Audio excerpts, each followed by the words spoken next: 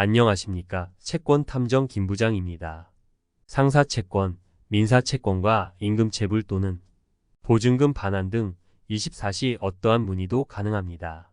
민사채권이란 개인 간의 금전거래나 상거래 등 사적인 거래 관계에서 발생되는 채권을 말합니다. 예를 들어 친구에게 돈을 빌려주고 못 받은 경우, 사업상 물품 대금을 지급받지 못한 경우, 공사 대금을 받지 못한 경우 등이 해당됩니다. 민사채권 또한 상사채권과 같이 소멸시효가 존재하며 권리 행사에 있어서 첫 번째로 소멸시효가 가장 중요합니다. 소멸시효란 무엇인가요? 일반적으로 모든 채권에는 소멸시효가 존재합니다. 즉 일정 기간 동안 권리를 행사하지 않으면 시효가 완성되어 권리는 소멸하게 됩니다. 이때 권리를 행사한다는 것은 소송 제기, 압류 또는 가압류, 가처분 신청 등 적극적인 행위를 의미합니다.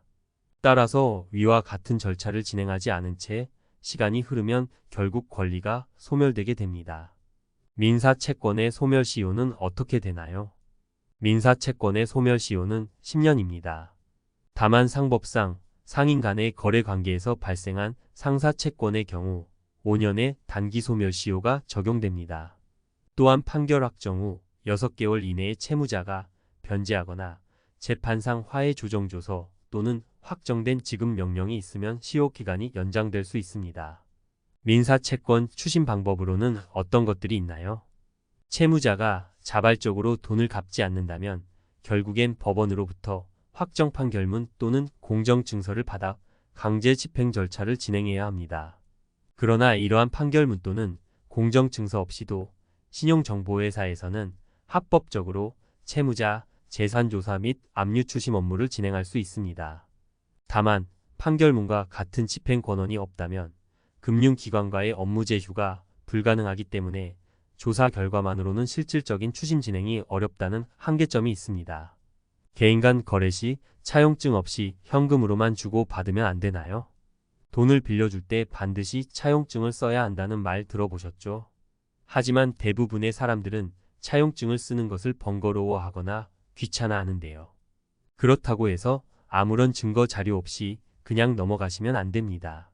왜냐하면 나중에 상대방이 돈을 갚지 않을 때 소송을 진행해야 하는데 이때 차용증이 없다면 재판에서 승소하기 어렵기 때문이에요.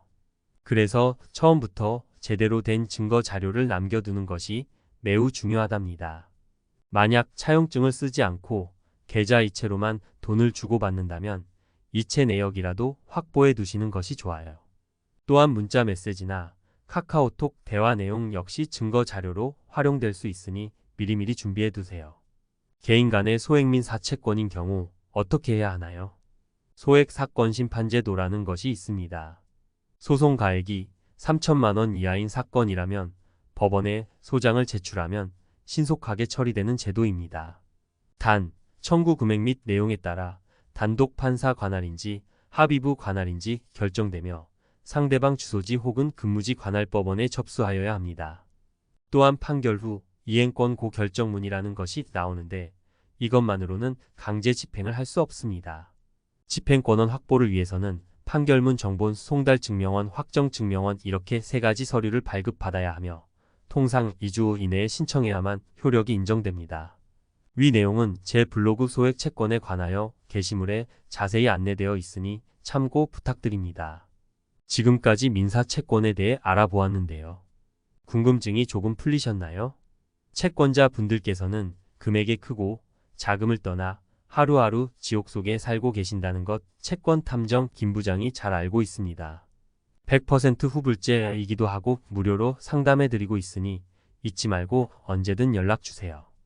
여러분들을 위해 항상 발로 뛰며 노력하고 있습니다. 긴 글 읽어주셔서 감사합니다.